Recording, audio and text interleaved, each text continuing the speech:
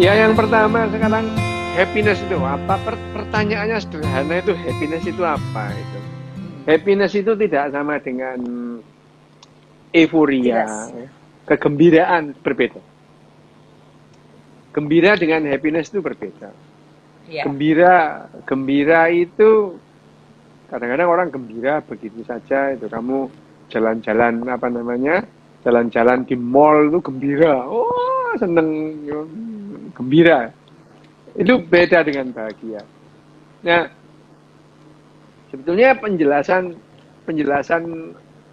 semuanya sama sih penjelasan apa yang disampaikan oleh satu pertama uh, Sopo Antonio Damasio, terus Masih. kemudian Ledux ya, Joseph Ledux, kemudian apa yang ditulis oleh Daniel Goleman secara implisit dan eksplisit, Ya, betul. Sam Harris ya.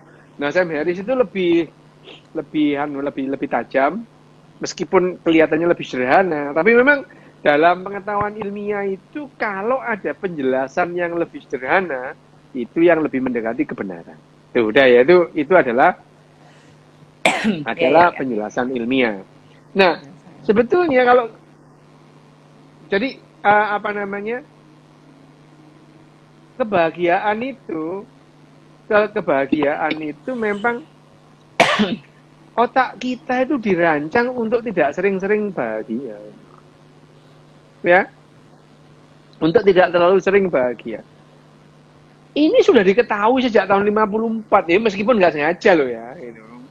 Jadi emosi yang pertama ya termasuk jenis-jenis emosi yang dipelajari sejak awal adalah tentang kebahagiaan ini, gitu ya. Ya meskipun itu nggak disengaja itu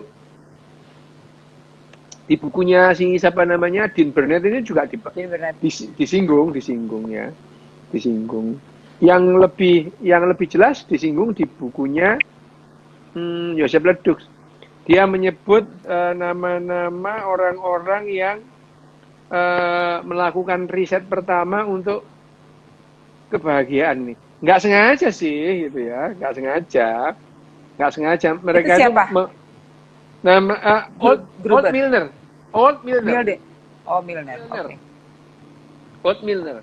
Jadi Old Milner ini melakukan eksperimen ya, eksperimen memang. Dia waktu itu dia sama sih seperti Leslie tahun 2000 tahun 26 kan melakukan tahun 26 Leslie itu mencoba mencari di mana disimpan itu yang namanya memori. Memori itu ya. Misteri tentang memori itu lama, baru tahun 90-an orang memori itu ternyata disimpan di semua tempat di otak yo. Baik itu di mana di frontal, di parietal, semua disimpan. Tidak ada satu tempat pun di otak yang tidak terlibat dalam penyimpanan Dalam memori. penyimpanan memori. Oke. Ya, tidak. Nah, khusus untuk kebahagiaan ini ternyata bahagia ini lebih bahkan lebih primitif daripada bagaimana memori itu disimpan dan bagaimana memori itu direcall, ya. Nah, kebahagiaan itu sendiri kalau ditanya what is the Happiness. happiness itu ya, selalu berhubungan dengan pahala dan dosa itu ya. Jadi konsep pahala Oke. dan dosa selalu dengan proyek dengan yang namanya reward and Punishment. punishment. Jadi yang namanya kebahagiaan itu selalu berbolak-balik dengan kekecewaan gitu. Ya itu. Berbanding terbalik. Ya terbalik. Tapi selalu berhubungan. Selalu berhubungan. Kebahagiaan itu selalu berhubungan dengan kekecewaan. Orang kalau kamu sering bahagia berarti kamu sering kecewa itu. Sama. Karena sebaliknya juga demikian ya, yang banyak kecewa iya, akan selalu bahagia juga. Orang yang gampang kecewa dia juga gampang bahagia itu. Ya. Waduh bahagia banget. Waduh, memang drama sih gitu ya, drama itu. Tapi loh, drama orang, waduh aku bahagia banget itu ya. Itu. Kemudian wah aku kecewa gitu. Drama banget itu. Ya, drama. Ya, itu. Nah, itu yang disebut. Nah, yang didefinisikan oleh Old dan Milner waktu itu adalah kebahagiaan. Sudah diketahui gitu. Letaknya di mana. Sebetulnya waktu itu nggak sengaja sih, nggak sengaja. Ada tikus-tikus itu dibeli apa? Dipasang elektroda. Dipasang elektroda. Oh, oke, elektroda. Dipasang elektroda, terus kemudian diberi stimulus. Nah, tikus-tikus ini bahagia gitu ya. Bahagia menunjukkan kebahagiaan. Pada titik tertentu atau pada masa tertentu. Di ACC namanya nukleus accumbens, NACC. Nukleus accumbens itu ada di amigdala. Di amigdala gitu ya. Di amigdala. Itu pada saat dialiri, terus kemudian dopaminnya banjir di situ. Dopaminnya banjir di NACC nukleus accumbens itu. Nah, itu terus tikusnya itu bahagia luar biasa. Kayak kamu ketemu makanan yang satu itu loh. Gitu. Kalau kamu ketemu makanan yang satu. Kamu mau tak buka di sini rahasiamu? Jangan dong dok, gitu kan. Saya itu loh. Ada juga yang orang berkelebihan beragama itu juga aku nggak pernah lihat hasilnya bahagia. Aku kayak gitu. Buka jangan dong. Yang satu ini jangan. Jangan, karena ini ada orang NU di sini lah, yo. Kamu ini ya, makanan itu yo, makanan yang bermartabat gitu loh, makanan begitu. Wah, bahaya banget ya. Makan itu makanan yang bermartabat. Ya oke, nggak jadi. Nanti aja episode berikutnya tak kasih tahu Enda itu sukanya makanan apa. Terus tak bermartabat plus. Waduh. Ya. Jadi nggak ada harga dirinya. Makanannya nggak ada harga dirinya, kata-katain mulu. Makanan tidak bermartabat gitu. Oke, nggak ada harga diri. Oke, balik. Nah, itu yang dilakukan Old dan Milner itu menemukan dua kebahagiaan. Nah, pada saat itu juga sudah diketahui bahwa yang namanya kebahagiaan yang berlebihan bisa mengakibatkan kematian. Loh, bahaya toh? Separah itu ya? Iya, itu. Hanya pada bukunya si siapa? Dean Burnett ini itu tidak ada sampai segitunya. Cuman memang disebutkan bahwa yang namanya kebahagiaan yang berlebihan itu akan mengurangi keinginan untuk hidup itu. Jadi hasrat hidup itu akan berkurang kalau kamu bahagia. Bayangin aja. Udah the dark side of the happiness itu memang membawa kamu mati lebih cepat. Tetapi bahagia. Why? Nah, why? Karena yang namanya life struggle itu akan berkurang kalau kamu bahagia. Gitu. Itu yang aku baca juga dok. Jadi lebih banyak misalnya respon menjadi sangat berkurang. Lalu kemudian tidak kenal takut gitu ya, sehingga your awareness button jadi lemah misalnya. Lalu kemudian ketakutan itu secara kognitif tidak membuat kamu jadi cukup aware terhadap bahaya yang datang. Gitu nggak dok? Iya, bayangin aja betapa bahagianya orang yang mau meledakkan bom. Oh my god, itu paling bahagia. Paling real yang disebutin gitu. Ya, bahagia. Kenapa? Karena yang diotak-atik oleh yang namanya mentor-mentornya itu adalah pusat reward and punishment di otaknya. Justru daerah yang paling primitif tuh ya. Iya, paling primitif. Reward and punishment itu bukan masalah harapannya itu ada beneran atau tidak. Bukan. Tapi way dia check the button. Iya, ya. Jadi orang bahagia kalau kemudian yang di otak-atik itu adalah button pada reward and punishment. Okay. Ya, wah itu bagaimana. Nah, itu yang membuat janjinya 72 bidadari dong. Ah? 72 bidadari. Dijanjiin Kalau 72 bidadari, aku nggak mau jadi loh, bidadari. ya ini kalau katanya kalau perempuan yang mengharapkan 72 pangeran yang masuk surga. Kapok. Ya. Rasa no gitu. Iya, Ya, makanya aku nggak mau 72 bidadari di setrap. oke lah itu.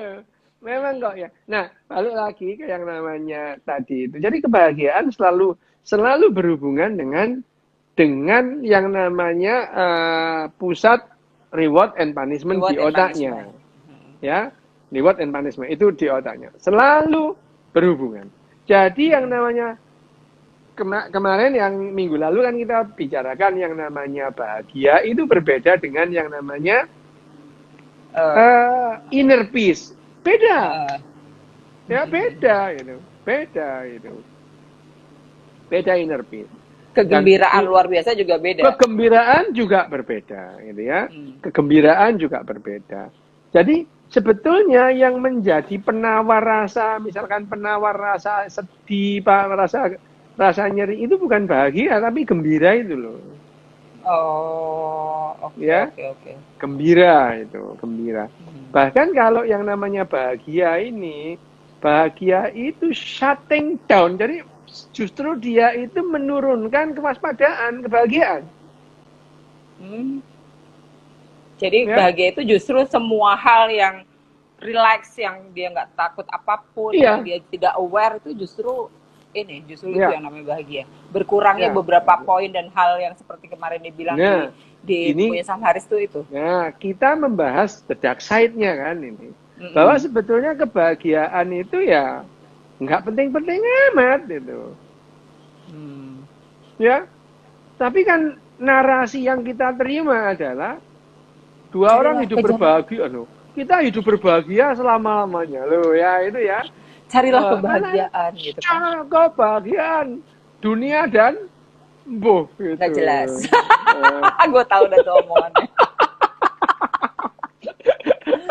Gitu ya. Lah Indra keluarga Sakinah itu apa? Sakinah itu lah koncomu SMP Andra ya. Ada tetanggaku dua rumah namanya Sakinah, Bu Sakinah. Terlalu. Jangan gitu Mas Indra. Nah, jadi terus apa? Tanya apa? Ayo. Kebahagiaan negatif itu jadinya kayak apa? Jadi justru the dark side-nya itu jadi apa aja? Misalnya secara implisit ya, orang biasanya kalau begitu bahagia dia nggak melihat secara detail apa-apa gitu. Jadi dia kurang less aware gitu pada situasi gitu kan. Yeah. Itu yang aku baca. Terus kurang kreatif, itu parah banget tuh. Biasanya kalau anak-anak semua dipenuhi dengan segala macam, anak-anaknya jadi justru nggak kreatif, gitu kan? Itu yang aku baca juga. Dan yang lagi adalah mereka bukan orang yang berani. Anak-anak itu nanti tumbuh pada situasi yang tidak berani, jadi tidak berani mengambil resiko, Dok.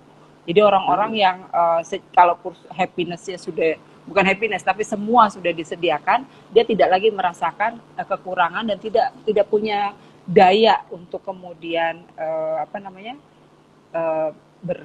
berusaha gitu ya. Gitu. Nah, sekarang pertanyaannya sisi gelap itu harus di ini enggak sih dihindari atau justru diterima atau gimana? Oke. Yang pertama kalau kita ngomong soal kehidupan, untuk soal kehidupan. Seseorang atau siapapun lah ya, individu, organisme ini, dia akan optimal hidupnya kalau dua variabel itu terpenuhi. Panjang umur dan sejahtera. Oke? Ya, ini kehidupan optimal kesejahteraan ya, wealthy ya, apa namanya? Wealthy and healthy. Wealthy ya. Wealthy and healthy. Ya, living ya. Live long ya. Live long kan healthy kan berarti kan. Nah, itu makanya ini kan kalau gini nih apa? Mau tahu enggak? Apanya? Ini. Loh, ini namanya kan kalau Master Spock itu ketemu itu live long and prosperity. That's it. Itu benar sudah itu. Jadi yang namanya semboyannya, salamnya Master Spock itu adalah dua variabel di mana seseorang atau individu itu optimal hidupnya, panjang umur dan sejahtera. Ya, sejahtera. Sejahtera belum tentu bahagia, bahagia belum tentu sejahtera. Oke. Ya, gitu. Tapi yang bisa diukur secara objektif dan lebih pada kuantitas itu atau semi kuantitatif itu ya adalah kesejahteraan, udah jelas itu ya. Itu ya, kalau kesejahteraan kan ada angkanya malahan. Lah iya ya, itu sejahtera. Kalau di Indonesia ada masa di mana kesejahteraan itu kalau lantai rumahnya berubin, Dok. Coba. Nah iya, itu ada namanya keluarga prasejahtera loh gitu. Prasejahtera dulu rumahnya belum pakai ubin. Itu. Nah, gua ngamuk-ngamuk.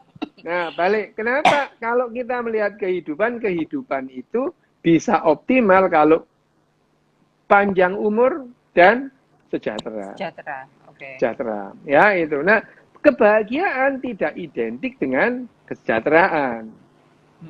Nah, ada sebuah paradok di mana pada saat sudah sangat berbahagia, sangat sejahtera, terus kemudian sebuah masyarakat itu mencari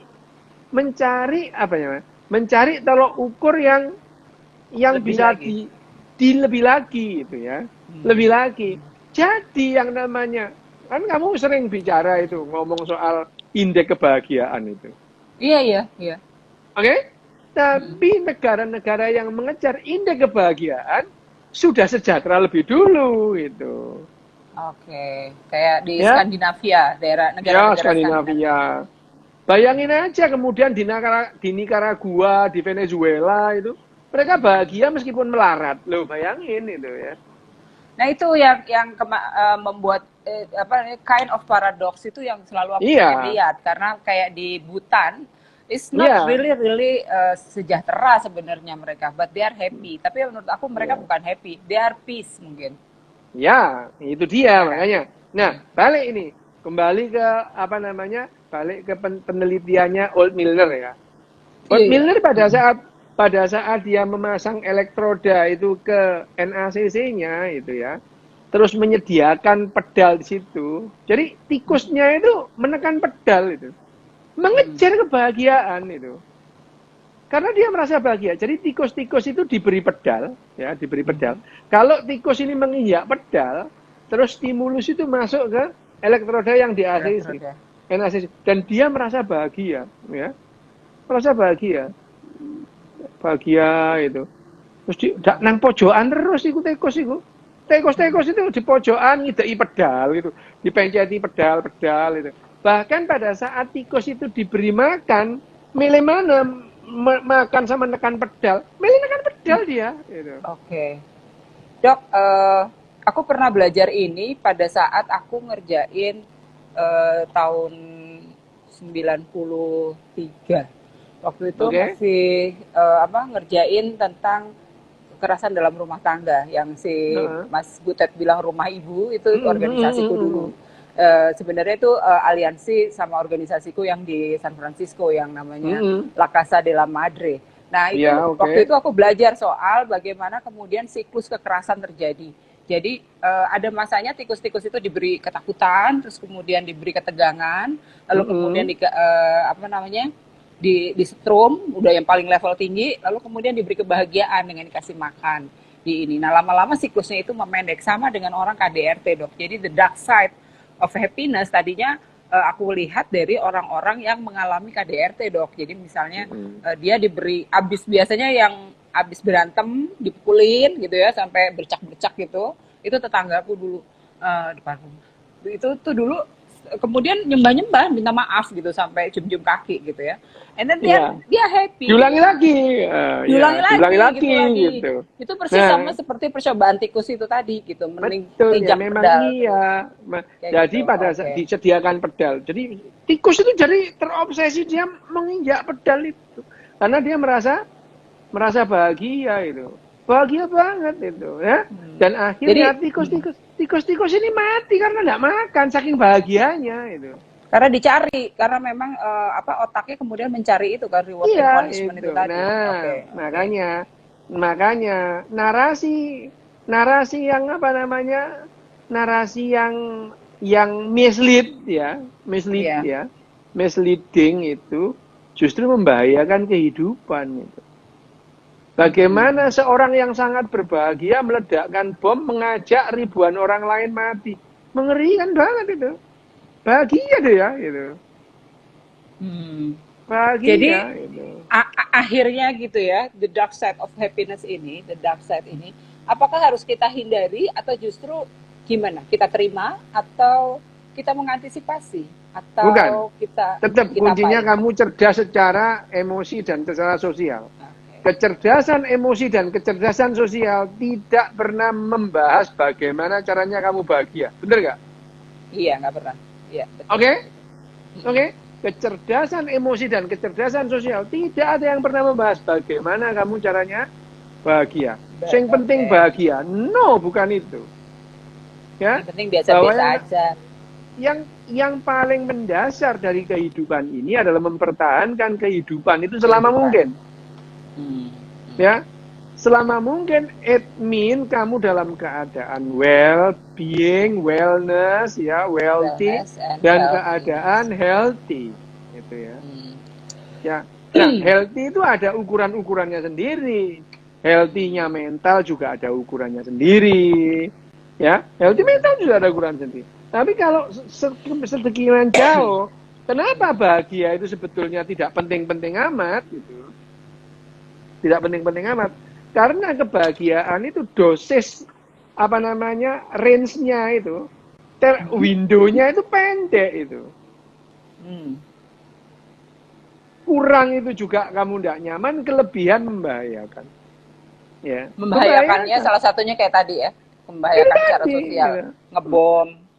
Secara sosial dan secara individu membahayakan. Membahayakan. Yang paling sering itu orang jatuh cinta itu loh. Itu bahagia orang jatuh cinta itu. Orang jatuh cinta yang ketemu pasangannya itu. Wah, itu bahagia beneran itu. Bahagia. Meskipun Gua mati, umurnya nggak panjang. Apa kamu kok kayak mak lampir jadinya? aku Beneran. mati lampu, Cok. Kamu jadi mak lampir. Jadi maaf ya saudara-saudara, ini ada lampu dari laptop, jadi hanya itu cahayanya.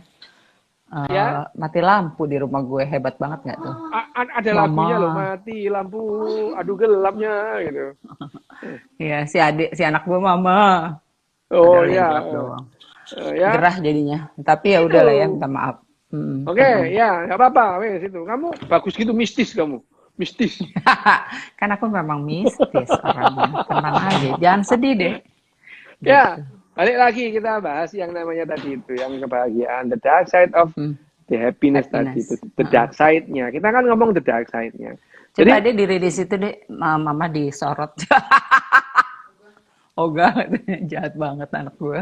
Oke, ya, terus? nah ini ya yang namanya the dark side-nya. Itu kan kita membahas. Tadi sebetulnya orang itu kebahagiaan itu kita mengagung-agungkan kebahagiaan, yang melakukan glorifikasi bahkan Hmm, sakralisasi tentang kebahagiaan ini ya.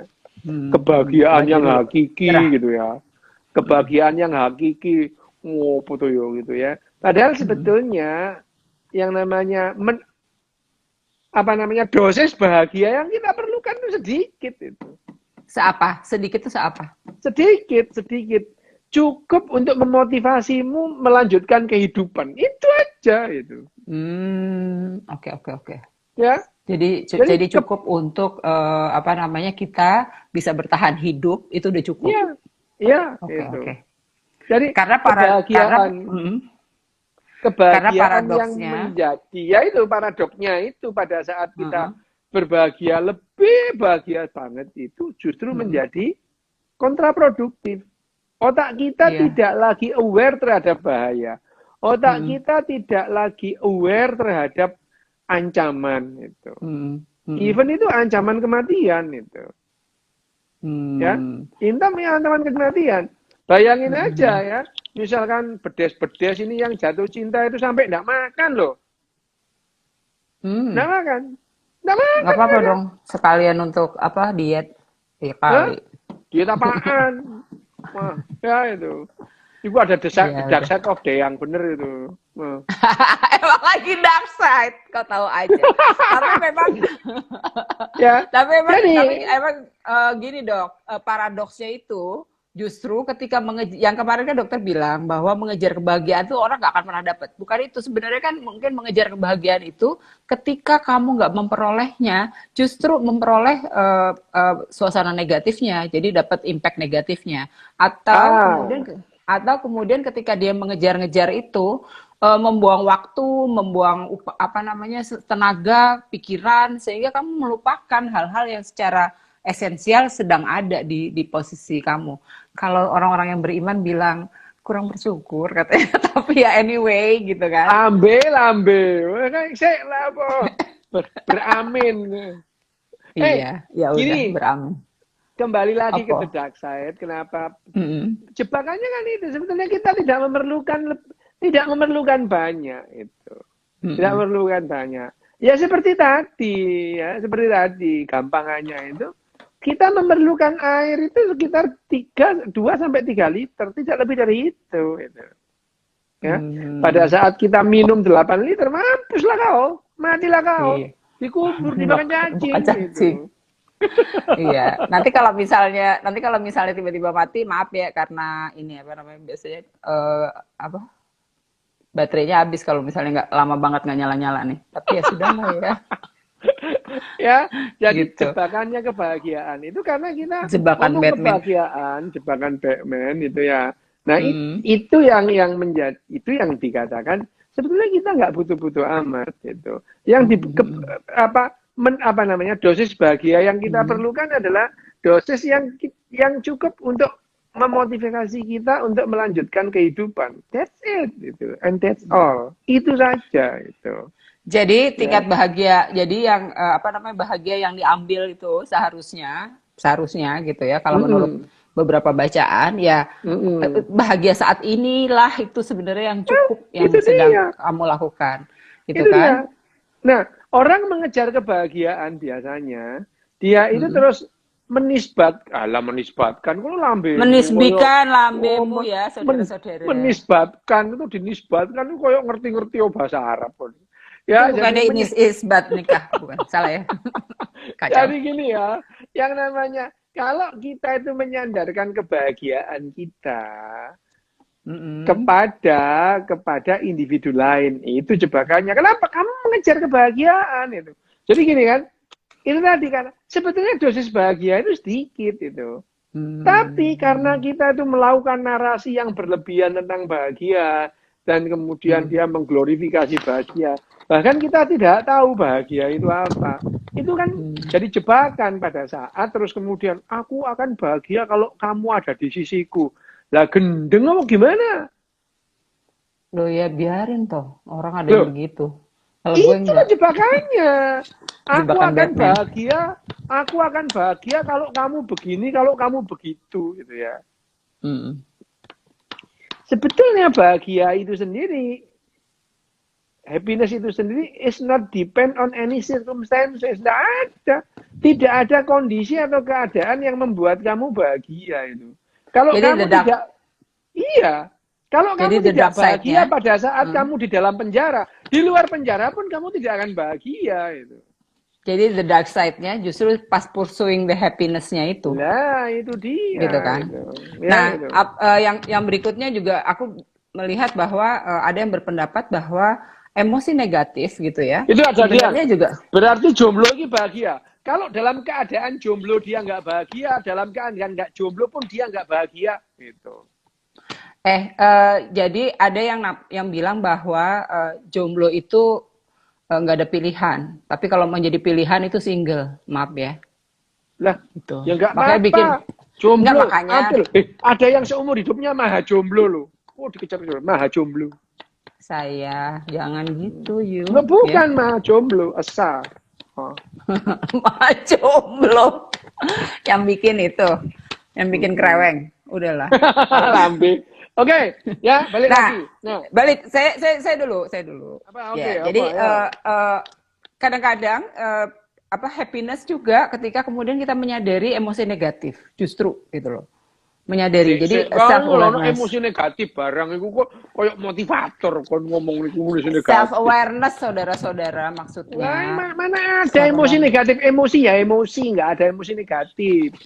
Oke. Emosi positif dan negatif kagak ada ya. Tapi pursuing the Kayak happiness itu tadi. kayak motivator aja positif negatif tuh. Self awareness maksudku. Iya self awareness oke. Bahwa yang Hmm. namanya malah tukaran mana gini ayo wis ayo. Ya Kekelan udah ayo. itu gitu. Jadi Eh, menyadari emosi itu gitu ya. Kurang B tadi Nah, gua. Kena eh. kurang B tersebut sudah. Salah sebut. Lah Maaf. iya itu. Wah, ngomong negatif positif koyo ngono koyo koyo apa namanya bilangan bulat gitu. Iya emang bulat sih B itu. Karena bilangan bulat positif, bilangan bulat negatif itu. Nah, bilangan Iya. caca gitu ya itu. Bilangan rebus sama bilangan bakar. Ya. Oke, jadi ya ya, jadi yang Tawain namanya belakangan. Ih, balik lagi itu ya, yang namanya happiness itu. Berarti happiness itu negatif ya. Kekecewaan negatif positif nggak ada itu. Nggak oke. ada. Biasa Nggak aja ada. gitu ya. Ya, itu adalah konsekuensi dari sebuah reaksi terhadap sebuah kondisi itu. Hmm. Bahwa bahagia itu menyenangkan, iya itu. Hmm. Kebahagiaan yang istilahnya eh, ya ala kadarnya, kebahagiaan ala kadarnya itu akan memotivasi orang untuk hidup lebih lama. Hmm. Memotivasi otak kita untuk mencapai hidup lebih lama, mencapai kesejahteraan lebih bagus. Ya itu. Bayangin Hmm. aja kalau kamu bahagia terus wes sudah apa sih yang dicari dengan begini aku aja bahagia. Coba bayangin. Kurang itu. Hah? Hah? Kurang motivasi gitu namanya. Sama Lah, kurang apa lagi tuh gitu. lah iya itu. Eh, Ya kalau ya gitu itu. ya. Tapi dok, sekarang gitu, apa yang harus dilakukan? Karena orang tuh otaknya masih berpikir soal pursuing the happiness terus. Apa yang harus dilakukan gitu? Jadi seolah-olah kayak ketika kemudian paradoksalnya terjadi, mereka kemudian jadi marah gitu kan. Padahal that's it gitu. Yang kamu butuhkan adalah ya segini gitu. Yang penting itu tadi happiness adalah mencapai kehidupan lebih lebih lama. Itu Happiness adalah Alvita tanya, emang happiness artinya apa itu? ya Orang udah tadi udah coba. dijelasin, gitu. Dia baru masuk apa gimana itu Alvita itu? Udah tadi cuman dia ini kan suka bolak-balik. Nah Alvita itu tuh nanya, padahal bukunya ada apa? di dia. Jitak Lah aja. iya, Katanya dia bang, Alvita itu bukuku itu di pack sama dia. Apa saya tahu? ya Aku katanya baru dia bilang saya kemarin itu. minta. Katanya. Ya Dia bilang aku emang dia minta. minta aku kasih itu. Lah ya kan Eh, bukan pinjemin. Kamu tadi kemarin bilangnya pinjem. Pinjam apa? Dibawa apaan? Pinjam itu. Bukuku itu ya, bukuku itu kalau aku minjemin daripada aku nanti nggak bahagia ya, udah ambil itu, Oh dipinjem gitu. itu. Pantesan aku cari-cari tidak ada di lemarinya. Apa? Oke ya, jadi itu namanya. Nah, jadi Jadi happiness tadi, the dark side of happiness adalah sebetulnya apa namanya Dean Burnett itu hanya mau menjelaskan, sama sih semua menjelaskan bahwa happiness itu tidak diperlukan amat. Ya. Dalam kehidupan kita itu bukan menjadi pilar penting untuk individu itu melanjutkan kehidupan. kehidupannya dengan lebih berkualitas. No. Oh, Oh, jadi ya. semua hormonal kemarin yang dipelajari itu ketika dia masuk kepada tempat-tempat tertentu yang membuat orang kelihatan lebih bahagia, itu ya biasa Iya, aja sebenarnya, nggak usah biasa aja. nggak terlalu dibutuhkan untuk justru untuk bertahan hidup. Dok, Iya. aku agak Wait, melenceng dikit gara-gara apa? kemarin Kan aku sukamu kan melenceng apa? Ayo, kamu memang sukanya melenceng apaan? Ayo. ngamuk aja dulu gitu, tenang, Ya, tenang. orang ngamuk itu bahagia tahu. Bukan, kamu mah bukan bahagia, emang emang mulutnya cerewet kalau itu sih cowok saya. Saya tahu, Ambil, ini ambil. Ayo, udah apa? lagi kayak hantu. Nah, gara-gara kemarin aku dengerin kamu sama Mas Amin ngomong soal Neuralink. Oke. Kenapa? Pertanyaan Ayo, gue, kenapa? pertanyaan gue mirip sama Tap. Ketika kemudian orang pakai Neuralink misalnya ya, lalu kemudian tahu bahwa happiness is something like bisa dikondisikan gitu. Nah, bisa nggak tuh pakai Neuralink kita mencet sesuatu yang kalau di sini kan ada seks, ada Orang cinta, ada apalah gitu ya yang membuat kebahagiaan itu bisa kita atur sendiri nggak nanti ke depan? I Nah, just want to kamu know. udah dikasih tahu. Kalau tikus-tikus itu bahagia terus, nggak ada motivasi untuk hidup itu. Ya, jadi berarti Neuralink juga bisa nyandu dong. Nah, Jeng Neuralink jeng. itu tantangannya ke depan Neuralink itu Mm-mm. nantinya ada definisi-definisi yang disebut gangguan atau membahayakan kehidupan, yang Oke. emosi-emosi yang membahayakan kehidupan, ada saatnya nanti emosi-emosi yang membahayakan kehidupan itu dianggap sebagai disorder. Oh, disordernya beda nih sama yang sekarang nih Iya itu. kontennya. Kontennya Iya. dalam konten yang besok ini Iya. sesuatu Iya. yang Mungkin aja oh, suatu saat iman itu dianggap sebagai disorder. Mungkin ya itu. lambene hati-hati ya Loh, nak. Nak, loh kan itu maksud- mungkin, itu mungkin. Oke. Jadi apa Boleh, yang boleh. sekarang, segala sesuatu yang mengancam eksistensi sebuah entitas itu Mm-mm. bisa dianggap sebagai disorder itu ya itu. Oke. Saudara-saudara, nyala lampu. Nah, Yeay. nah, lah kalau kembali ke Neuralink tadi itu, apakah bisa orang itu dibuat bahagia setiap saat? Hmm. Lah nggak bahagia dong jadinya. Oke, oke. Karena yang namanya bahagia itu ada spike dopamin, Oke. seret, ada spike gitu. Nah kalau dia Hmm. terus di sini nggak ada spike, bagaimana dia merasakan kebahagiaan? Itu aku terinspirasi dari pertanyaannya si Top. Bisa dia setiap kali mau gitu, dia bisa. Arek gendeng, tapi ku arek gendeng. Tapi kan ada agak ada Kak Ono, Kak Popo. Lah iya, tapi ku arek gendeng. Oke. Nah, terus apa namanya dalam konsep moral landscape, saya balikin lagi nih dalam konsep moral Heeh. landscape. Orang dalam kontennya kita itu kan seringkali menganggap bahwa dunia yang benar gitu ya, secara moral adalah dunia yang happy penduduknya gitu, manusianya gitu. Apakah demikian atau justru kita akan sampaikan bahwa the new moral landscape itu adalah orang yang bahwa kita entitas manusia ini tetap bertahan. Apakah begitu atau gimana? Oke, Pak, tapi kamu jangan lupa yang namanya moral landscape itu membahas kalau yang namanya wealthy dan healthy-nya itu sudah Sudah selesai, selesai. Iya memang. Dia ya, tulisannya juga gitu. ya. Jangan Iya. lupa bahwa yang diajukan apa namanya proposal yang diajukan Sam Harris dalam menjalankan moral landscape yang baru itu, kalau yang namanya masalah wealthy and healthy itu udah tuntas itu. Nah kalau kita masih berkutat masalah kesejahteraan segala macam itu sulit lah ngomong itu. Makanya kan kalau misalkan uang itu adalah yang bilang uang itu tidak bisa membeli kebahagiaan. Iya kalau dikit, Oh kalau banyak iya, kayaknya kalau bisa sih. banyak Gitu. Kayaknya bisa sih. Gitu. tetap Ya kan itu. duit.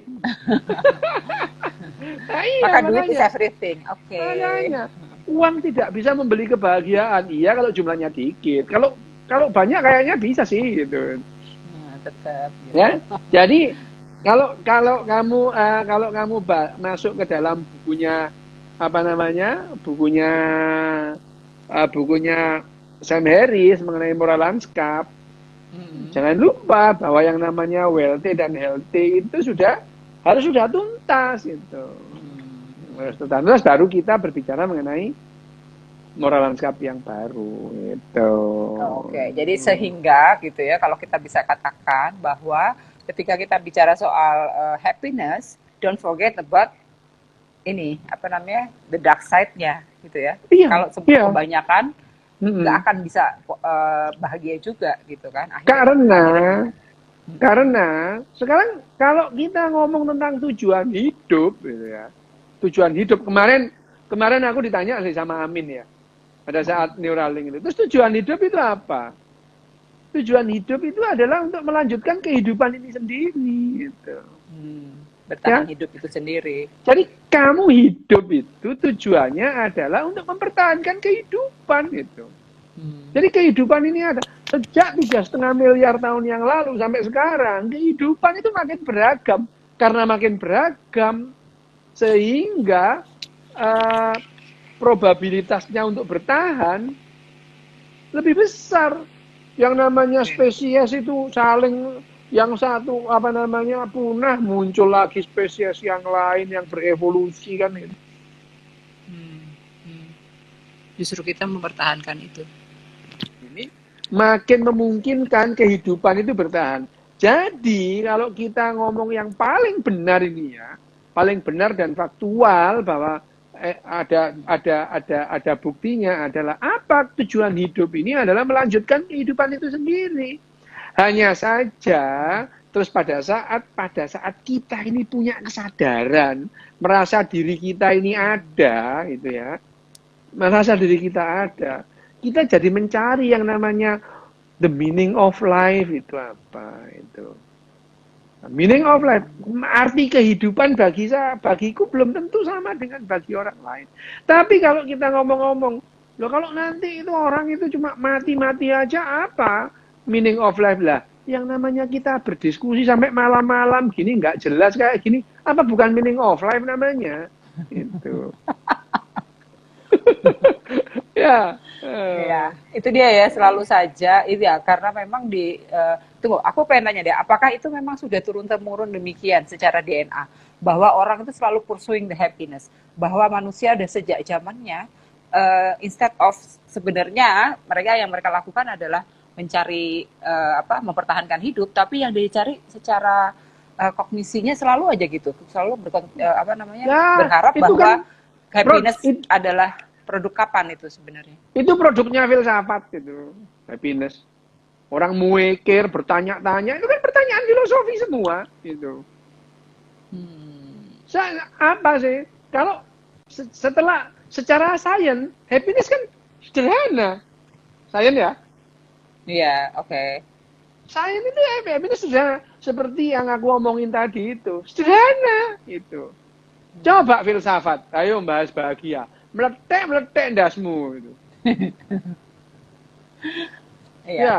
Kalau bahagia di kontennya Dean Burnett mah cuma 4 ini aja, 4 faktor itu aja tadi, hormon gitu doang. Hormon. Tapi sementara kalau di Sam Harris dia cuma bilang bahwa less rumit gitu kan, less udahlah yang penting lu stay hidup. Tapi seperti Ledoux dan Paul Milner itu melakukan tahun 54, penjelasannya baru ada tahun 90 itu. Ya, jadi memang sederhana itu, tapi secara filsafat, bahagia adalah pret ya itu. Makanya yang namanya filsafat itu ya itu mempertanyakan hal-hal yang tidak ada jawabannya itu. Sementara agama menjawab hal-hal yang tidak ada pertanyaannya. Itu. Iya, jadi jelas ya. Jadi kalau menurut aku ya, ini berapa menit lagi dok? Aku nggak kelihatan. Lah ya kan sing barai kok itu kan. Tadi mau jam enggak sih tahun mulainya jam 2.30 berapa gitu. Oke. Jadi ya banyak orang gitu, tadi mau nanya apa ya gue lupa. Jadi banyak orang gitu ya selama ini kayak terlatih gitu loh bahwa hidup lo harus bahagia. Mama doain nanti bahagia gitu ya, pokoknya selalu gitu, dunia dan akhirat gitu kan doanya, selalu kayak gitu. Itu something yang seharusnya kita aku dulu sama ibu sama emakku juga didoain gitu, mudah-mudahan kamu itu bahagia dunia akhirat ya kalau ada, aku bilang gitu. Terus mama gimana? Ya kapok pok lambemu ngono. Lah kan bener nek ono itu. Iya, kalau aku itu. Jadi kalau aku cuma dikunciin di kamar mandi. Ya. Penjelasannya the dark side of the happiness ini memang panjang sih ya. Panjang. Kalau dijelaskan satu persatu panjang. Misalnya dalam satu sisi pada saat orang mengejar kebahagiaan itu nggak bakal bahagia. Lah kenapa? Itu. Ya karena tadi itu. Karena yang pertama bukan untuk dikejar itu. Justru yang namanya kebahagiaan itu karena kamu diiming-imingi gitu. Oke, dok, satu lagi. Motivasi ya, terus. satu lagi. Di pertemuan kemarin ada yang nanya gitu kan di bukunya, di apa namanya di DM ke aku bahwa Hmm. kalau happiness itu adalah mirroring gitu ya, bertemu orang lain, berarti kan bucin dong, dia bilang gitu kan. Tahu Ya, bucin ya, nggak? bucin. Ya, iya, Heeh. bucin. Jadi gitu dong. Ya, Padahal emangnya begitu katanya. Padahal kan ya, kalau misalnya ya kan interaksi sosial kan sesuatu yang kita ya pelajari juga. bucin. Bucin itu kalau les drama nggak apa-apa. Les drama Oke, itu. Bukan drama les lo ya. Les les drama. Oke, drama. itu memotivasi gitu. Oke, Les masih oke. drama. Oke. Drama-drama dikit lah itu. Ya, drama sampai nangis-nangis, bantingi botol gendeng apa kon iki ngono. Rugi dong. Botol jadi dibanting diombe. Nah, ya rugi kalau saya. Tapi yang sudah buka itu diperingatkan kembali. It's part of the happiness joy yang lebih gembira yang baru buka. Makanya itu. Yang saya udah 2 Jadi kali yang ke sana. namanya gembira, gembira sehat ya, gembiraan Ya. sehat. Tapi euforia yang enggak lah. Euforia itu it mean ya itu sudah overdosis gitu ya itu. Oke. Tapi Nah gitu kan. bahagianya aku gak sederhana kalau aku bahagianya. Ya. Tahu itu. Makanya yang namanya kecerdasan emosi kita bahagia Oke. itu enggak masuk hitungan. Kenapa? Lah enggak rumit itu. Hmm. Oke. Nah, Oke. tadi ada yang si Elo bilang durasinya, maksudnya ya bahagia itu memang waktunya pendek, saudara-saudara. Ya. Dan memang Bukan tapi durasimu iki lho, woi. Durasimu oh iki lho. durasi Delok. iki. Oh, kon iki jane. Oh. Lah kan nggak tahu di sini kan masih aku masih 5 menit gitu kan, Oh, 9 ya udah menit nggak doang. apa-apa. Oke 9 ya. menit masih panjang lumayan. Nah, Mm-mm. maksud aku tuh apa namanya? Bahagia memang pendek waktunya kan, Dok, gitu kan. Pendek Memang harus waktunya. pendek Itulah gitu. karena Memang kalau harus panjang ya kayak pendek. tadi kan penjelasannya Heeh. gitu. Jadi kayak morfin gitu kita butuh cuma sedikit tuh. Kalau kita butuh Hmm. dikit butuhnya itu. Morfin itu kita pada saat kita butuhnya dikit itu. Pada saat butuh ya itu. Nggak banyak Hmm. itu. Kalau sego itu biasanya akeh, makanmu sego. Aku enggak seko. Lo Aku kan kan makan tadi apa itu. terusan? Kon tak buka temenan lo ya rahasiamu kon panganan. Enggak, jangan. Oh, Makanan tak buka dah. pokoknya. Begitu. Oke. Oke, berarti tapi itu tadi yang paling kalau aku ya melihatnya self awareness menjadi penting. Jadi pada Ya. saat kamu tahu Oke. what kind of this is happiness or this is sadness Mm-mm. atau sebenarnya Ya. apa gitu ya, menyadari hal itu menjadi sangat penting untuk kemudian kalian lihat stabilisasi itu. That's it. Gitu? Itu yang penting. Jadi ya kita ngobrol kebahagiaan ini tujuannya ya kita memberitahukan pada semua orang sebetulnya bahagia itu tidak perlu dikejar, tidak perlu disakralisasi, tidak perlu. Kita perlu kebahagiaan sedikit gitu. Sedikit. Sedikit dosis bahagia untuk membuat kita bisa bertahan hidup. Overdosis kamu cepat mati. Loh kan gampang gitu. Iya, betul. Ada yang ngeliat, ada yang berkata-kata benar, gue nggak mau membenarkan. Brengsek. Yes. Oke, nah efeknya yang tadi saya bilang sebaiknya juga harus kita aware lagi adalah biasanya orang yang terlalu happy kadang-kadang lupa pada detail gitu ya, pada situasi detail di sekitarmu itu Lah, itu kan? efek-efek yang ini. Lalu kemudian ketika bekerja nggak kreatif. Kalau kamu punya kekurangan bayangin sesuatu aja. itu Nggak kekurangan kreatif. kreativitas Karena bahagia luar nggak biasa. kreatifnya nggak ada. Pokoknya variabel untuk bertahan hidup dan mempertahankan kehidupan spesies mendadak hilang. Gitu. Iya, betul. Udah gitu juga takut, biasanya rasa takut nggak ada sehingga kurang untuk mengambil resiko. Itu yang paling berbahaya dalam kehidupan kita. Kalau kita nggak berani ambil resiko, ya udah. Wes apa sing digoleki? Urip iku yo ngene lho ya, mati ae kon wis. Padahal tagline-nya adalah tetaplah hidup walaupun kamu nggak berguna. Ya iya, itu bagus itu. Tetaplah kamu hidup meskipun nggak berguna. Nggak berguna. Oke deh, walaupun ada end ini nggak, Dok, conclusions gitu ya. Conclusionnya adalah bahagia itu diperlukan dalam dosis yang sangat sedikit. Dan sangat tepat. Sangat sedikit, sangat tepat. Gitu. Nah, Ya, waktunya itu. kapan? Every time, tapi Every dikit time. itu. Tapi dikit. Oke. Tapi dikit Dan, itu. Dikit itu. Ya. dan kesadaran kalau menurut aku ya, Loh yang penting iya. sadar Itu. bahwa you are Iya. in the happy stage, just be Iya. happy, tenang aja Oke. gitu. Oke. Oke deh dok, kayaknya walaupun masih ada beberapa menit, tapi it's okay, everything sudah right. Dan saya lagi berharap untuk, gini dong dok ngomongnya, saya lagi berharap untuk kita membahas lagi yang lain yang lebih berhubungan dengan neuroscience gitu. Tadinya sih aku pengen ngomong soal mimpi gitu ya. Ini berhubungan dengan situasiku sendiri, tapi ada juga yang lain soal neuroscience yang kita Apa? perlukan gitu. Apa? Ngomong apa? Ada buku soal tapi kayaknya itu ini deh. Ada bagaimana caranya kamu sehat gitu ya. Mempengaruhi kesehatanmu ketika you are not happy, sebenarnya gitu sih. Tapi itu sederhana banget sih. Itu kan harus dibahas sampai CC kemarin itu, self hypnosis. Ya udah deh kalau gitu aku do you think ngomong mimpi it's okay for you? Oke. Mimpi. Kamu tafsir mimpi. Tafsir mimpi kamu buka Ibnu Sirin. Mau aku mau tafsir mimpi lah pokok. Ibnu Sirin. Gila apa? Nggak, aku mau orang tidur, the brain kalau lagi tidur sama mimpi gitu. Ya, tidur dan mimpi kita bahas. Oke. Ya, oke. See you there. Bye.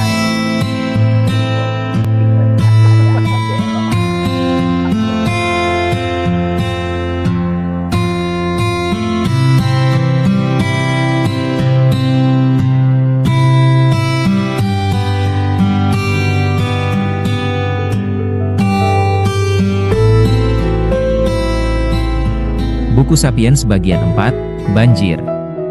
Karya Yuval Noah Harari. Dinarasikan oleh Jendela Ilmu. Menjelang revolusi kognitif, manusia dari semua spesies hidup secara eksklusif di hamparan tanah Afroasia.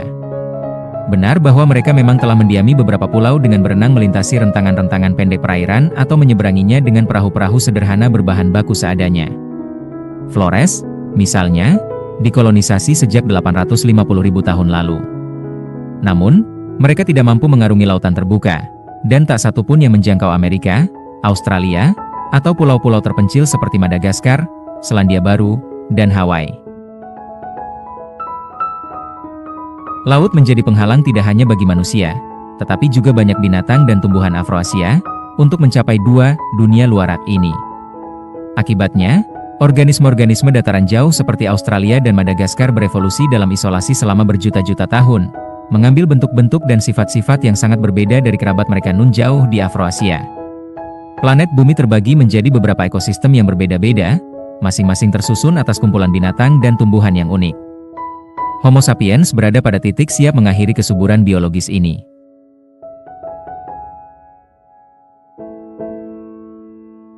Menyusul revolusi kognitif, sapiens mendapatkan teknologi, kemampuan organisasional, dan bahkan mungkin visi yang diperlukan untuk keluar dari Afroasia dan mendiami dunia luar.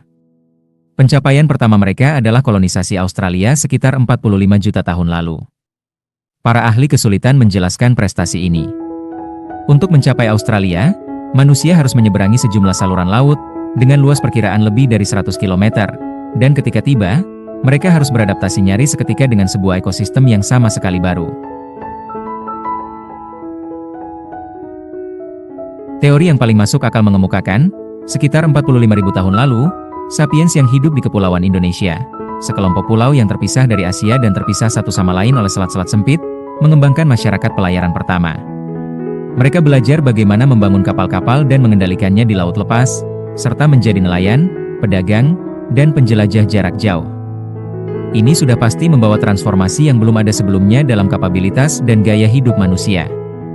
Setiap mamalia yang hidup di lautan, anjing laut, sapi laut, dan lumba-lumba harus berevolusi selama berabad-abad untuk mengembangkan organ-organ dan tubuh hidrodinamis berkemampuan spesialis. Sapiens di Indonesia, keturunan dari kera yang hidup di savana Afrika, menjadi Pelaut Pasifik tanpa menumbuhkan sirip dan tanpa harus menunggu hidung mereka bermigrasi ke bagian atas kepala mereka seperti yang dialami paus. Namun, mereka membangun perahu-perahu dan belajar cara mengendalikannya. Dan, kemampuan-kemampuan ini memungkinkan mereka untuk menjangkau serta mendiami Australia. Benar bahwa para arkeolog masih belum menemukan perahu-perahu, dayung-dayung, atau desa-desa nelayan yang bertarikh 45.000 tahun lalu. Mereka akan sulit menemukannya karena naiknya permukaan laut telah mengubur garis pantai kuno Indonesia ratusan meter di bawah samudra. Meskipun demikian, ada bukti tidak langsung yang kuat untuk mendukung teori ini, terutama fakta bahwa dalam ribuan tahun setelah mendiami Australia, sapiens mengolonisasi banyak sekali pulau-pulau kecil dan terisolasi di sebelah utaranya. Sebagian, seperti Buka dan Manus, terpisah dari tanah terdekatnya oleh 200 km perairan terbuka. Sulit untuk mempercayai bahwa siapapun orangnya mampu mencapai Manus dan mengolonisasi Manus tanpa kapal dan kemampuan berlayar yang canggih. Seperti disebutkan sebelumnya, ada pula bukti kuat perdagangan laut reguler antar pulau-pulau ini, seperti Irlandia Baru dan Britania Baru. Perjalanan manusia pertama ke Australia adalah salah satu peristiwa paling penting dalam sejarah, sekurang-kurangnya sepenting perjalanan Columbus ke Amerika atau ekspedisi Apollo 11 ke bulan. Itulah kali pertama manusia berhasil meninggalkan sistem ekologis Afroasia. Sungguh, untuk kali pertama mamalia besar darat berhasil menyeberang dari Afroasia ke Australia. Yang lebih penting maknanya adalah apa yang dicapai para pelopor manusia tersebut di dunia baru ini.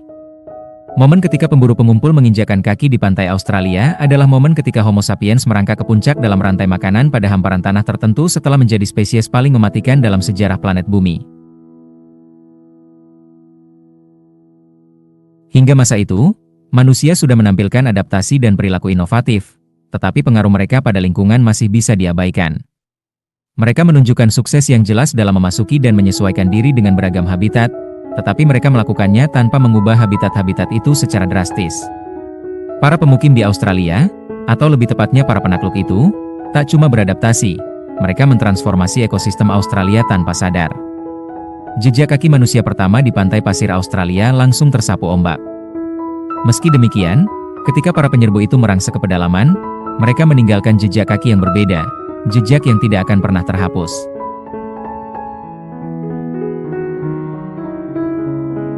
Seiring gerak maju mereka berjumpa dengan sebuah alam asing yang dihuni makhluk-makhluk tak dikenal antara lain kanguru berukuran 2 meter dan berat 200 kg, singa berkantung, juga harimau masa kini yang besar, yang merupakan predator terbesar di benua itu. Koala-koala dengan tubuh yang kelewat besar bagi pepohonan untuk menopang tubuh mereka yang bergelayutan dan burung-burung tak bisa terbang dengan ukuran 2 kali burung unta berlarian di dataran. Kadal-kadal mirip naga dan ular-ular 5 meteran merayap di bawah semak-semak. Diplodocton raksasa, yakni wombat berberat 2,5 ton, menjelajahi hutan-hutan. Kecuali burung-burung dan reptil, semua binatang ini berkantungan. Seperti kanguru, mereka melahirkan bayi-bayi mungil tak berdaya seperti orok yang kemudian mereka susui dalam dekapan kantung perut. Mamalia-mamalia berkantung hampir tak dikenal di Afrika dan Asia, tetapi di Australia mereka ada di mana-mana. Dalam beberapa ribu tahun, hewan-hewan raksasa ini benar-benar punah.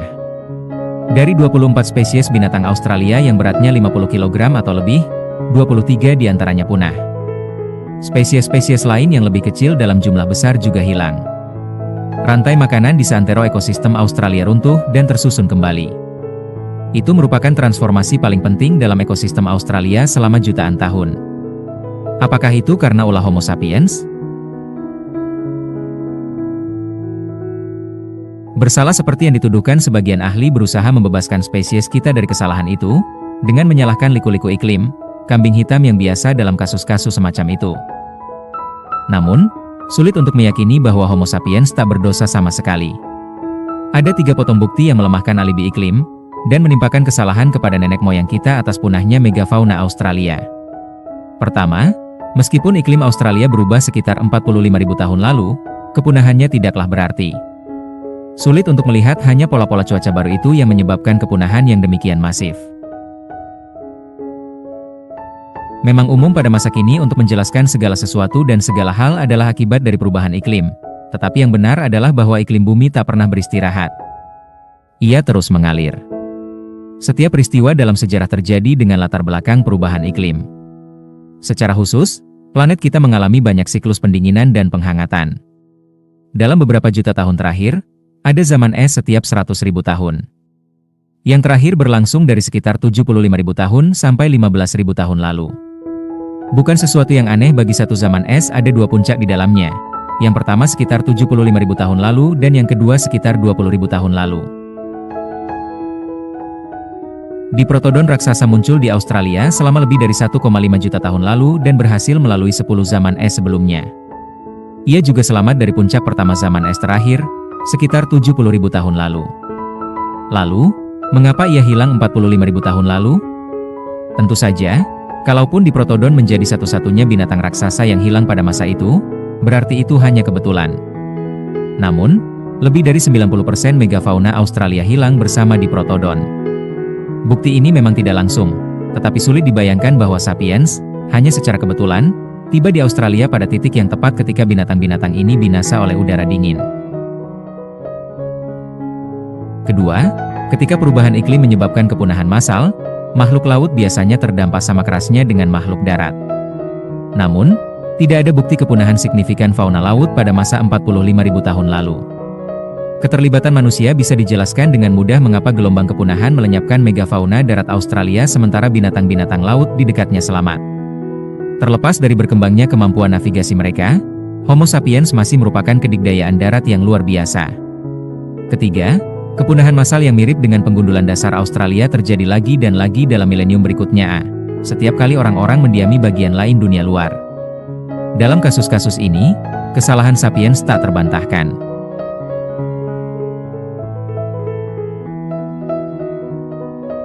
Misalnya, megafauna Selandia Barua, yang mengalami cuaca dan apa yang diduga sebagai perubahan iklima, 45.000 tahun lalu tanpa goresan sedikit punah, mengalami pukulan hebat seketika setelah manusia-manusia pertama menginjakan kaki di kepulauan itu.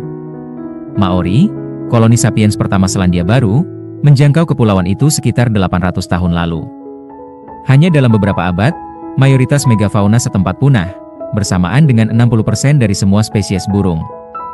Nasib serupa menimpa populasi mamut Pulau Wrangel di Samudra Arktik, 200 km sebelah utara pesisir Siberia. Selama beberapa juta tahun sebelumnya mamut berbiak subur di sebagian besar belahan utara, tetapi begitu Homo sapiens menyebar, mula-mula di Eurasia, kemudian di Amerika Utara, mamut menyusut.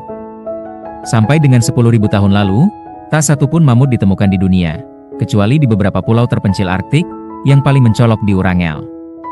Mamut-mamut Wrangel terus tumbuh subur selama beberapa milenium sesudah itu, kemudian tiba-tiba musnah sekitar 4.000 tahun lalu, tepat ketika manusia-manusia pertama mencapai pulau tersebut.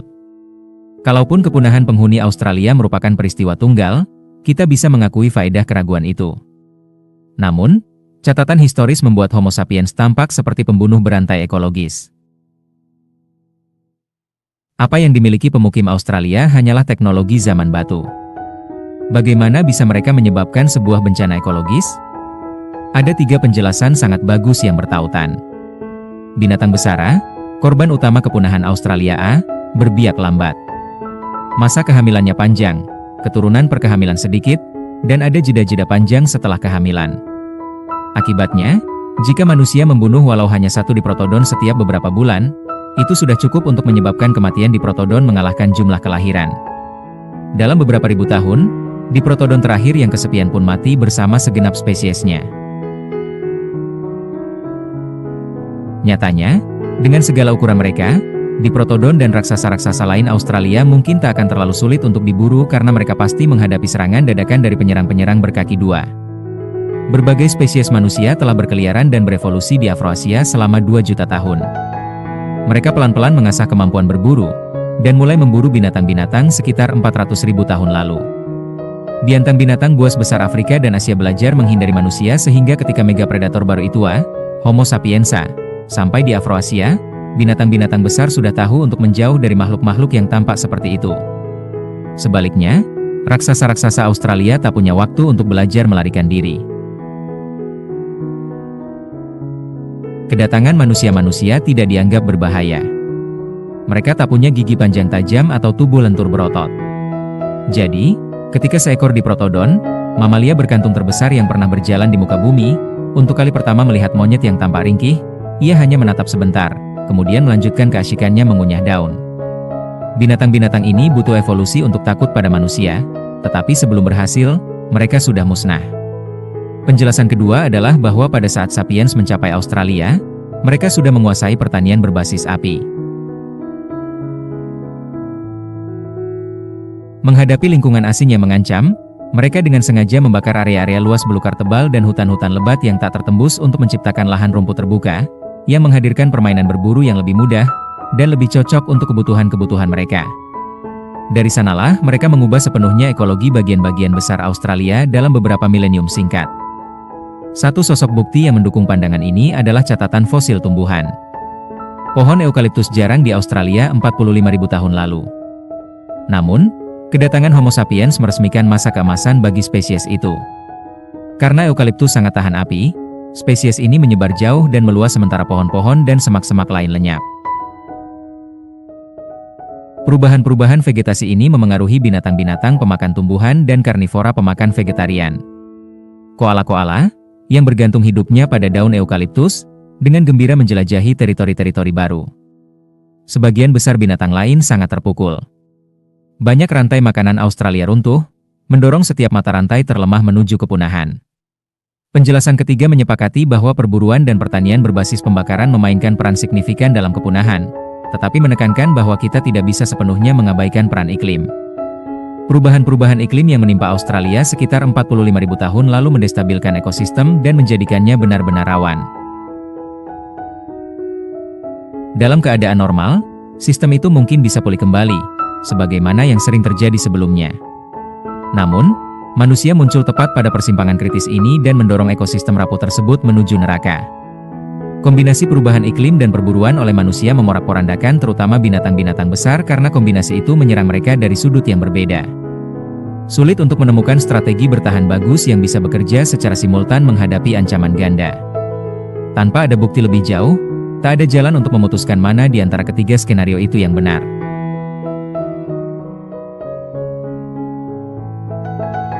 Namun, ada alasan-alasan yang benar-benar bagus untuk percaya bahwa kalau saja Homo sapiens tidak pernah berlaga, Australia tentu masih menjadi rumah bagi singa-singa berkantung, diprotodon, dan kanguru-kanguru raksasa. Akhir riwayat kungkang punahnya megafauna Australia mungkin merupakan pertanda pertama yang signifikan dari keberadaan Homo sapiens di planet kita.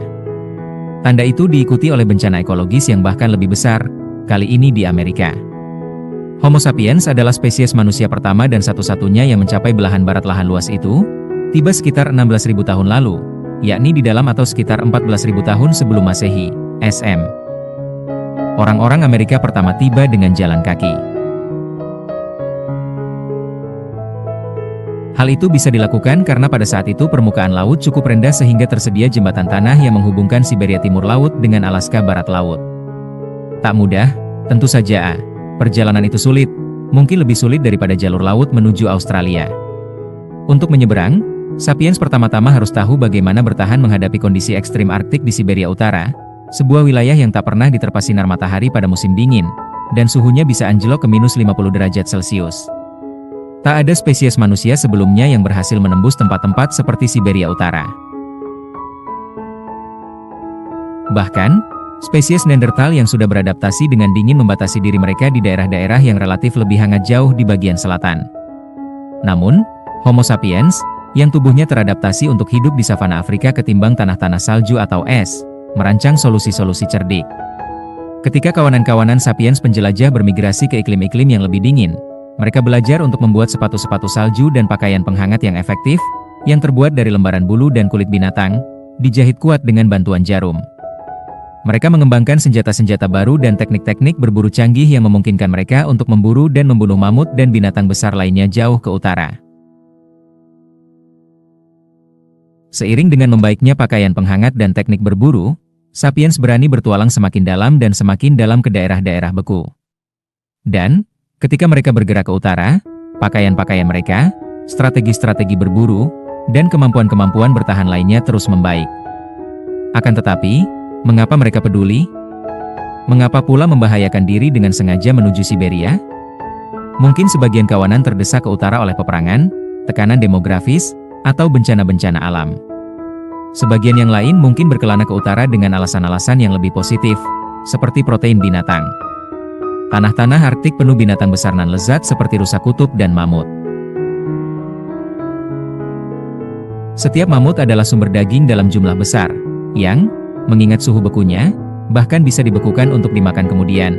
Gaji yang lezat, bulu yang hangat, dan gading yang bernilai. Sebagaimana kesaksian temuan-temuan dari Sungir, para pemburu mamut tidak hanya bertahan hidup di utara yang beku, mereka juga berbiak subur. Seiring berjalannya waktu, kawanan-kawanan menyebar jauh dan meluas, memburu mamut, mastodon, kuda Nil, dan rusa kutub. Sekitar 14.000 tahun SM, perburuan membawa mereka dari Siberia Timur Laut ke Alaska. Tentu saja, mereka tidak tahu telah menemukan sebuah dunia baru. Bagi mamut maupun manusia, Alaska hanyalah perluasan Siberia semata. Mula-mula, gunung es mengadang jalan mereka dari Alaska ke bagian lain Amerika, mungkin hanya beberapa penyintas yang sanggup menembus lahan-lahan ke selatan. Namun, pada sekitar 12.000 tahun SM, pemanasan global mencairkan es dan membuka jalur lebih mudah. Dengan menggunakan koridor baru itu, orang-orang bergerak massal ke selatan, menyebar ke seluruh bagian kontinen. Meskipun semula teradaptasi dengan medan berburu binatang besar di Arktik, mereka segera menyesuaikan diri dengan keragaman iklim dan ekosistem yang luar biasa. Para keturunan Siberia itu mendiami hutan-hutan lebat bagian timur Amerika Serikat, rawa-rawa delta Mississippi, gurun Meksiko, dan belantara hangat di Amerika Tengah. Sebagian membuat rumah di wilayah lembah sungai Amazon, yang lain menancapkan akar di ngarai-ngarai Gunung Andean atau pampa-pampa terbuka Argentina. Dan, ini semua berlangsung hanya dalam 1 atau 2 milenium. Sampai dengan 10.000 tahun SM, manusia sudah mendiami titik paling selatan Amerika, Pulau Tierra del Fuego di ujung selatan kontinen. Pengembaraan manusia ke Amerika menjadi saksi kecerdikan tiada tara dan adaptabilitas tak tertandingi Homo sapiens. Tak ada binatang lain yang pernah bergerak ke habitat yang begitu beragam dan secara radikal begitu berbeda, dengan begitu cepat, di mana-mana dengan menggunakan gen yang sama. Sapiens yang mendiami Amerika tak kurang berdarahnya. Spesies ini meninggalkan jejak panjang korban-korban. Fauna Amerika 14.000 tahun lalu jauh lebih kaya dari masa kini. Ketika orang-orang Amerika pertama bergerak ke selatan dari Alaska menuju dataran-dataran Kanada dan bagian barat Amerika Serikat, mereka menemukan mamut dan mastodon, tikus-tikus seukuran beruang, kawanan kuda dan unta, singa-singa raksasa, dan puluhan spesies lain yang contoh miripnya pada masa kini. Di antaranya kucing-kucing bergigi menakutkan dan kungkang-kungkang darat raksasa seberat 8 ton dan tinggi sampai 6 meter.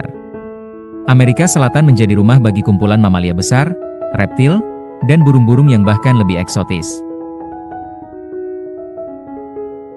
Amerika merupakan laboratorium besar eksperimentasi evolusi, sebuah tempat di mana binatang-binatang dan tumbuhan yang tak dikenal di Afrika dan Asia pernah berevolusi dan tumbuh subur.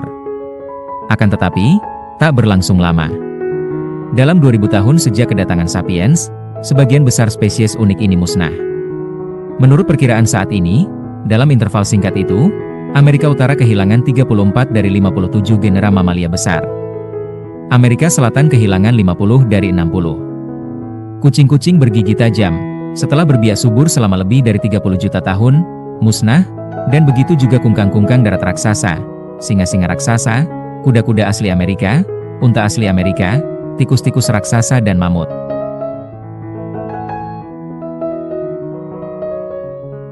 Ribuan spesies mamalia yang lebih kecil, reptil, burung, bahkan serangga dan parasit juga punah. Ketika mamut punah, semua spesies kutu mamut pun ikut punah. Selama beberapa dekade, para ahli paleontologi dan arkeologi binatanga, orang-orang yang meneliti dan mempelajari sisa-sisa binatanga, telah menyisir dataran-dataran dan pegunungan Amerika untuk mencari tulang-tulang fosil unta kuno dan kotoran-kotoran kungkang darat raksasa yang sudah berubah bentuk. Ketika mereka menemukan apa yang mereka cari, benda-benda pusaka itu dikemas dengan hati-hati dan dikirim ke laboratorium, di mana setiap tulang dan setiap koprolit, nama teknis untuk fosil kotoran, dipelajari dengan saksama dan ditentukan masanya. Berulang kali, analisis-analisis ini menghasilkan temuan yang sama. Bola kotoran paling baru dan tulang-tulang unta paling mutakhir bertarikh masa yang sama ketika manusia membanjiri Amerika, kira-kira antara 12.000 dan 9.000 tahun SM. Hanya di satu area para ilmuwan menemukan bola kotoran yang lebih muda. Di beberapa pulau Karibia, terutama Kuba dan Hispaniola, mereka menemukan kotoran kungkang darat yang sudah berubah bertarikh sekitar 5.000 tahun SM. Ini adalah masa tepat ketika manusia pertama berhasil menyeberangi Laut Karibia dan mendiami kedua pulau besar ini. Lagi-lagi, Beberapa ahli berusaha membebaskan Homo sapiens dan menyalahkan perubahan iklim, yang mengharuskan mereka berasumsi bahwa, karena penyebab misterius, iklim di Kepulauan Karibia tetap statis selama 7.000 tahun sementara wilayah lainnya di belahan barat itu tetap hangat. Namun, di Amerika, bola kotoran itu tak bisa disangkal. Kitalah biang keroknya. Kebenaran itu tak bisa diragukan lagi. Sekalipun perubahan iklim memang bersekongkol dengan kita, kontribusi manusia jelas menentukan. Bahtera Nuh.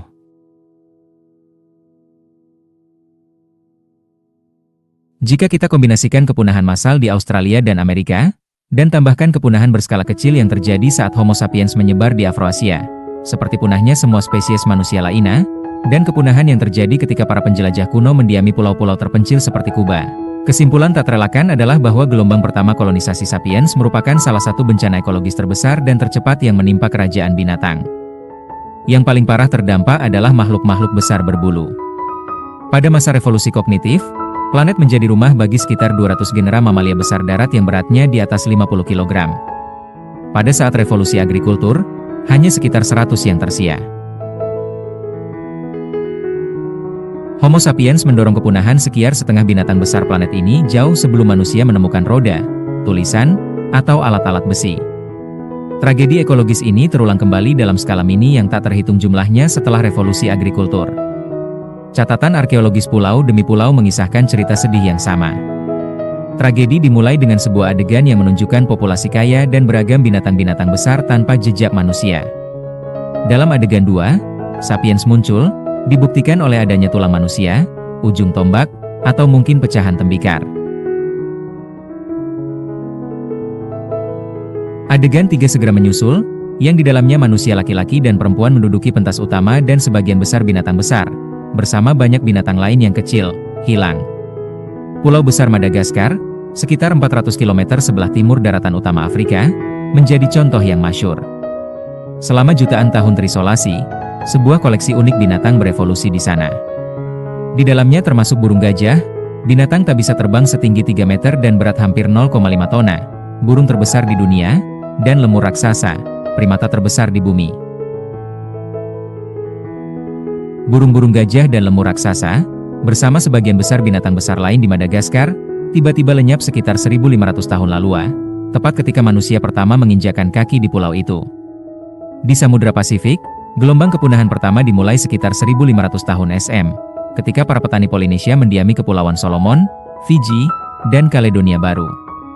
Mereka membinasakan, secara langsung maupun tidak langsung, ratusan spesies burung, serangga, bekicot, dan makhluk-makhluk penghuni lainnya.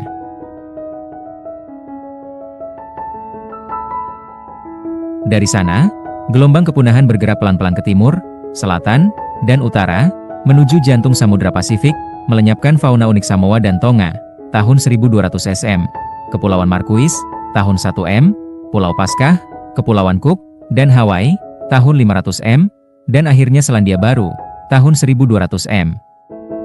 Bencana-bencana ekologi serupa terjadi hampir setiap 1000 tahun di pulau-pulau yang bertebaran di Samudra Atlantik, Samudra India, Samudra Arktik, dan Laut Mediteran. Para arkeolog telah menemukan bahkan di pulau-pulau paling kecil bukti eksistensi burung-burung, serangga, dan bekicot yang hidup di sana dalam generasi yang tak terhitung jumlahnya, musnah ketika manusia-manusia petani pertama tiba. Hanya sedikit pulau-pulau yang sangat terpencil lolos dari perhatian manusia sampai abad modern, dan pulau-pulau ini mempertahankan keutuhan faunanya. Kepulauan Galapagos, sebagai satu contoh yang paling terkenal, tetap tak dihuni manusia sampai abad ke-19 sehingga mempertahankan kumpulan binatang uniknya, termasuk penyu raksasa yang, seperti di Protodon kuno, tak takut manusia.